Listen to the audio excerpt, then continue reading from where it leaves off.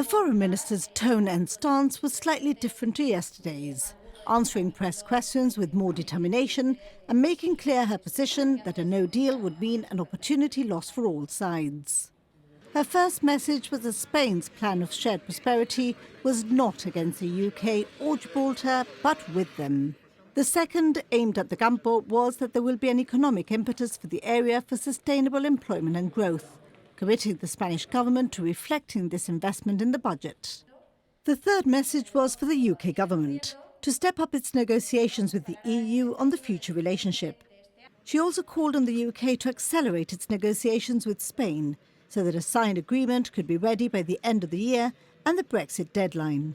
Gibraltar Chronicle editor Brian Hayes asked Ms González-Laya whether Spain had sovereignty expectations and the possible results of a no deal.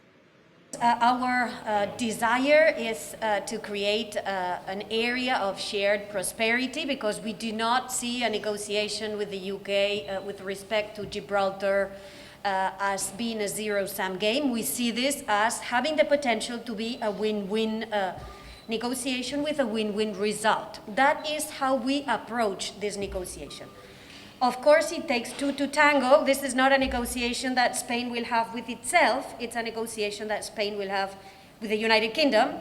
Obviously, it's for the United Kingdom in a dialogue with Gibraltar to decide, to discuss, to shape the approach that the UK would want, with the approach with which the UK would want to approach this negotiation. I can share what is our approach, because in an interdependent world, a negotiation has to be always with the idea that you win, but the other side also wins.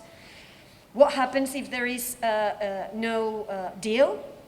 If the UK leaves the European Union without a set of arrangements that will guide the future relationship between the European Union and the United Kingdom, and what happens if the UK leaves without a negotiation with Spain in the aspects related to Gibraltar, but it will be lose-lose.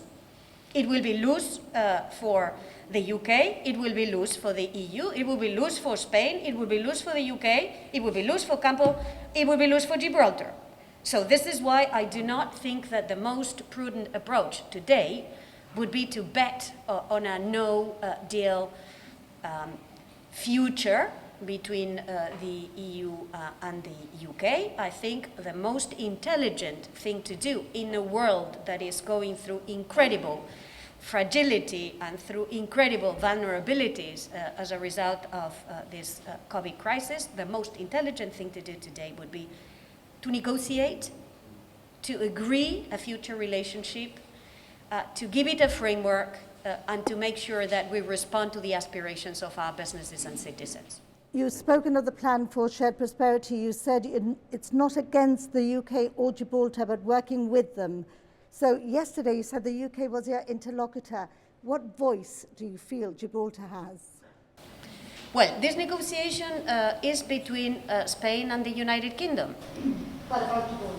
But it is about Gibraltar, but it is also about Campo. This is what I do is I come here and I discuss with those in Spain that are in the front line in this negotiation, to listen to their own aspirations, to listen to their own offensive interests and defensive interests. How the UK and Gibraltar do it, full respect. It's up to them to do, not for me to say. The Campo mayors had relayed their concerns on Brexit, asking that if there's no deal, the Spanish government come up with a plan B for the area. What the Spanish foreign minister appears to take with her from this visit to the Campo appears to be the need for investment in the area. What I take from it is that her patience with the UK is wearing thin. She believes there are opportunities and that the UK should stop dragging its feet and take them.